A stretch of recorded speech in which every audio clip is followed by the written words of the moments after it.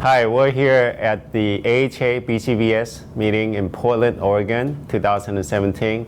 My name is Joseph Wu, and I'm here with my participants, Sean Wu from Stanford University at the left, and then Deepak Srivastava from Gladstone Institute at the far left.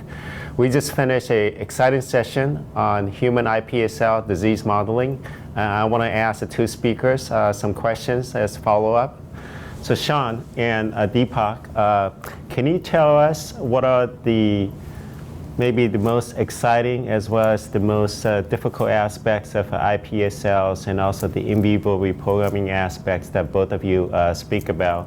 So maybe Sean, you can tell me about what do you think are the most challenging aspects of iPSCs for disease modeling in the next 3 to 4 years that we as a field need to solve?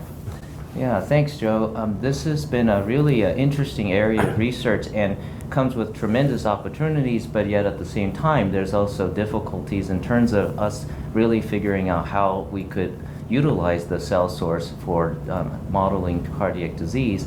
One of the challenge which I have illustrated during the talk is the issue of the heterogeneity of the various cell types that we're looking at when we make cardiac cells from iPS cells. And these heterogeneity could change the way that the cells would respond electrically and also the way the cells would contract, generate force. And these are key parameters for a cardiac researcher to try to understand. And the cell model has to continue to improve. There's been a lot of talk about the way that they're too immature, and the process of maturing them is certainly going to be one of the biggest challenges in terms of being able to make this a much better and reliable model for understanding diseases. And then Deepak, you gave an outstanding talk on the in vivo reprogramming. And similarly, let's start with the challenges of the in vivo reprogramming, and then we'll move on to the opportunities that exist. Yeah. Sure. To maybe first touch on the iPS modeling of disease, I'd add that one of the challenges in the coming years will be our ability to model diseases that are non-cell autonomous. So where you might need to have a combination of different cell types together in the dish to really elicit the type of problem that's occurring in an organ. And that may be particularly true for congenital heart defects, where we are trying to model something that's more three-dimensional. And I think our recent description of the ability to understand the mechanisms for atrial or ventricular septal defects using iPS-derived cardiomyocytes might suggest that we could, in fact, in some cases at least, be able to model such complex diseases.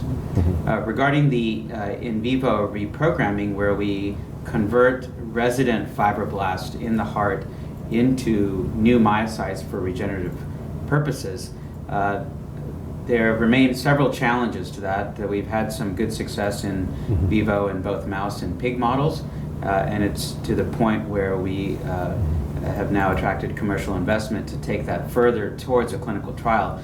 But we still have to address the issue of simplifying the genetic cocktail that would be delivered in a way that could achieve regulatory approval, identifying the best delivery vehicle, again, that would be consistent with regulatory approval, and then really addressing the remaining issues of safety. Our biggest concern with this approach, although we haven't seen it in animal models as yet, is that we would create new foci of cardiomyocytes that could serve as sources for rhythm disturbances in the heart as it's regenerating. So I think as we move forward, that's one of the things that we have to be very vigilant for, and therefore I think the first population for a clinical trial would be in those who have end-stage heart failure where they already have implanted defibrillators, so that if we were to have such adverse effects, they would be relatively protected. And then Deepak, maybe for some of the lay audience who may be watching this, can you talk about the opportunities and why the research is so exciting, and what are the potential in terms of offering therapeutics for our patients with heart failure? Yeah, so and it's important to note that end-stage heart failure is really a devastating condition that has as high a mortality, 2-year mortality, as many forms of cancers, some of the worst cancers. And right now, we have very few therapeutic approaches other than, at the end, a heart transplant, but that's limited by numbers. There are only around 2,000 heart transplants done each year. So if we could just get above the threshold where an individual could avoid a transplant and be more functional in their life, then it would be a huge gain. There are many approaches that the field is taking right now, including transplantation of stem cell-derived cardiomyocytes into the heart that has great potential. The approach we're taking is trying to harness the cells that are already in the organ to avoid some of the obstacles we have to overcome with transplantation, and sort of regenerate the heart from within. And so I think the field will pursue many different approaches in parallel, and hopefully one of them in the coming years will find a way to help patients. Good. And Sean, I want to ask you about some of the potential opportunities for using iPS cells, for example, as a drug screening platform, and perhaps being able to do this in a clinical trial in a dish in the future to,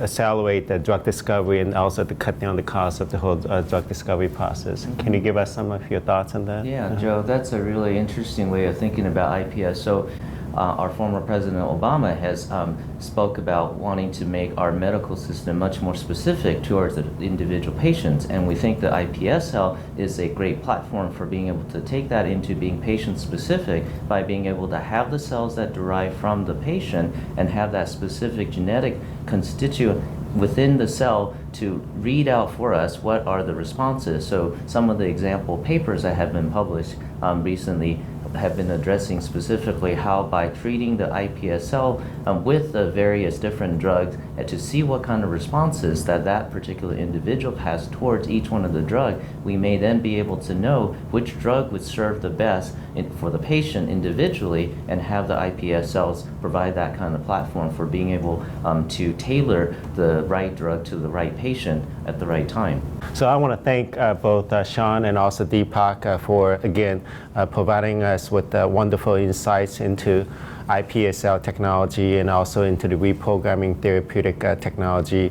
I also want to thank the American Heart Association for sponsoring the meeting. As you know, the mission of AHA is to provide healthier lives and to prevent cardiovascular diseases and stroke in the future. And we welcome everybody to attend the 2018 AHA BCVS meeting in San Antonio. Thank you very much.